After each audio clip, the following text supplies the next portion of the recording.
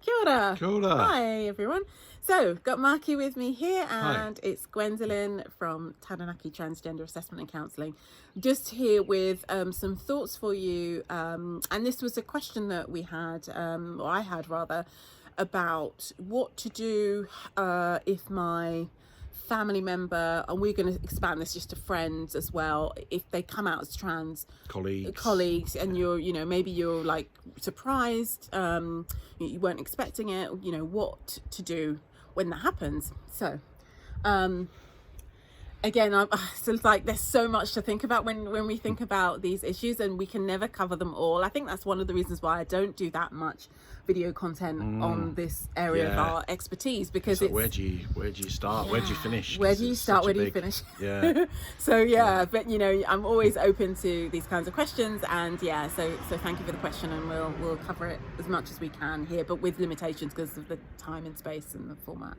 So, okay, Markie, I always put you on the spot, don't I? Right. I like being put on the spot. You like being put on the spot. So Cool. what would you say are the three things, the three kind of, or do's and don'ts, like maybe the opposites of, we could cover in this? Okay, well, this is going to overlap a little bit with one of the other videos that we've made, but I think the first thing is don't make any assumptions. Yes, always good. Because people assume when people say that they're if depending on what they say, they might say that you might know them as a man, and they might say they identify as a female. They might say that they identify as non-binary, which means that they don't fit into the kind of the either or, male or female. So the first thing is don't make any assumptions that and don't kind of and don't really have any expectations either. People are very kind of hung up on, particularly like the press and the public are very hung up on surgery. Yes, absolutely. And they kind of, people always ask the question, are you going to have the operation? Well, let me tell you, there is no the operation. Okay, lots of, as we talked about, lots of people who are trans don't have any surgery, and the operation isn't the thing that defines somebody's gender. Absolutely. So, and really, unless you got in a very close relationship with somebody, you shouldn't really be asking about their genitals. Absolutely, no way. It's pretty obvious to say it, but sadly. So don't fixate on whether they're going to have surgery or not. Okay, so ask them. So you can ask questions like, okay, well, what does that mean? What does it mean for them? And what do you, what are your plans? That's a good question. What do you plan to do? And they might say, oh, I'm going to go and see a surgeon, and blah, blah, blah. Or they might not. So find out what, but don't kind of just assume, and certainly don't say, when are you going to have the operation? Yeah, I mean, we would hope that at this day and age, 2020, no one's doing that anymore. But it bears repeating. I think they probably are. Yeah. And the other thing I've just remembered is that I think in the question there was something of a name change happening. I think one thing just to say very briefly, because this is a whole other area, but in the realms of this stuff, is that for children there would be different kind of guidelines that we might be giving. Okay, so this is not another video on that would be another video, but this is for adults. Okay, this is for people over 21, let's say. So this doesn't apply to children. It doesn't apply to children. It's a whole different, some things will, but it's a different absolutely, there'll be some overlap, but generally in our world and the way we approach things, be a very different kind of framework we would be thinking of, because children are a different category in our view. So this person, let's say they've changed their name already. Well, I think the thing as well is just to ask them what support they need, if any. That's always a good question for anything, really. For anything, right? But what do they need? What do they? Maybe they would love to talk to someone, but they're scared that if they say that, you'll think that they're not sure. That's one thing that I know from speaking to my trans guys, my trans patients. That sometimes I've seen this with parents will send their young people to us or to me or whatever. When I'm talking about both in our previous roles in the UK as specialist, gender identity specialist, and like for me here in Aotearoa, New Zealand, sometimes what happens is that parents have an idea that, or even family members have this idea that you're going to fix them. you're gonna, and it's like, oh my gosh, hell no. So I think So just be open to the fact that they might really need to talk about it, but it doesn't mean you can't assume what that means. All it means is that they're asking for support, and be blooming grateful that they are. I read a headline today, Markie, because one of the issues, of course, for trans people is the really high elevated rate of suicide and suicidal ideation. 20% high. 20%. I read just a headline general today. population. Someone, it's captioned at least that, right? So captioned, I tried to kill myself 5 times because I couldn't handle, the idea of being trans. And, that is kind of an indictment on our culture, It's like, we all deserve to be who we are. That is pretty much a basic human right, okay? So, we need to hold that in mind when people, whatever someone's bringing, it's about honoring that their unique journey and making sure that they feel safe enough to be who they are, because otherwise you might lose them. That's the truth of it.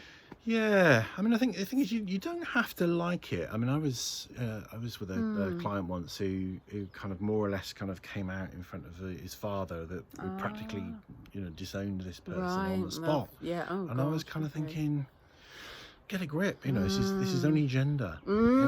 This is your son or your daughter or your child could be having cancer or dying or kind of have some other terrible illness. That's something but you do have the right to feel what you feel, but I think you have to kind of hold that to some extent.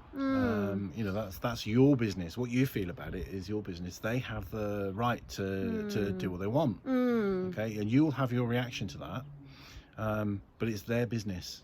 And can I just clarify when you were saying about that with the emotional reactions that, from people disclosing that they're trans versus disclosing that they've got some kind of like disease or something like cancer. Well, what did you, let's just unpack that briefly, because I think, just to be clear, because we know what people are like, I think what you're speaking to, Markie, and correct me if I'm wrong, is just that, the idea of having whatever feelings you have, because obviously, because you was just saying about, that person, that parent disowning the child. I suppose I'm kind of making 2 points really. One is you will have feelings and they can vary. So it can be, but you're my best mate and we go fishing and you're my bro and, and I'm going to lose that, or, but and that may or may not be true, of course. But you're my only daughter. Yeah. All those things. So they're kind of real. But what I think you have to kind of also get is that gender doesn't really matter that much, really. Does it? Does gender really matter? It's like, it's a question, isn't it? It's like, I'm wearing a purple top. If I decided to wear a green top, and it's a bit like that really, because the person doesn't. It's the same person. The same person. They're expressing themselves. So you might feel uncomfortable with that, but actually that's just your discomfort. That's not, that's not that they've. So it's very important not to put that on them. To you betrayed me. You're doing this to me. And go into all that kind of, that kind of victim-y stuff. They're not doing anything to you. They're just being themselves. Yeah. And you don't have to like it, but you do have to. I suppose. Yeah. Thanks because that did need a bit more. But you do. I think you do have to. You do have to deal with it. You do have to deal with it. You do have to honour it actually as well. Yeah. I think that's the thing. I mean, sometimes we get flack for what we do, and I know I've had flack from more on the religious end of the spectrum about the idea that God doesn't make mistakes, these kinds of things. And it's like, well, whatever you think, I'm not going to discount somebody telling me this is my reality. I don't give a F what you think, actually. I'm not going to discount the person in front of me telling me I actually am a woman. If they're a man, for example, they've come in a male-shaped form, but they're actually telling me, no, the truth is, this is how I've been forever. This is often what we've heard. It's not usually an overnight thing, And, again, this is why there's a big difference between adults and children. And sometimes with children and young people, there can be other things going on. And it's worthy of exploration and consideration when, a young person maybe just suddenly seems to be sharing, changing something, that might be a different thing. But for the adults we see predominantly, and you got to think, most adults who we've seen and who I see know full well that they're not going to be accepted. This is going to be a really hard path, right? So there's not really much glory in it, it's actually it's a huge transition. It's a very hard path. So I think that is the biggest gift you could give someone who has come out to you as a friend or a sibling or a cousin or whatever, some relative, is the kind of acknowledge that you love them. You just Yeah. love them, I mean, and you you're know, not gonna change that because of Yeah. whatever. And you know? we've heard, people that have said things like their friends have said, well, I don't care. Yeah. You're my best mate. I don't care whether you're female. I don't care whether you're blue or orange. Yeah. You're still my best friend, and Absolutely. you're always going to be. Yeah. That if that's what you're feeling, and if that's what you're sincerely feeling, then I think it's important to say it, because when somebody tells you this, they're expecting rejection. That's They're a in big, fear of big, rejection. absolutely. So the sooner you can kind of reassure them, as long as it's sincere. I mean, if you are, feeling like, oh my God, I can't cope with this, then don't say something Don't say insincere. it, and please get yourself some support if you Yeah. can. If you want to remain in their life, then do get yourself some support.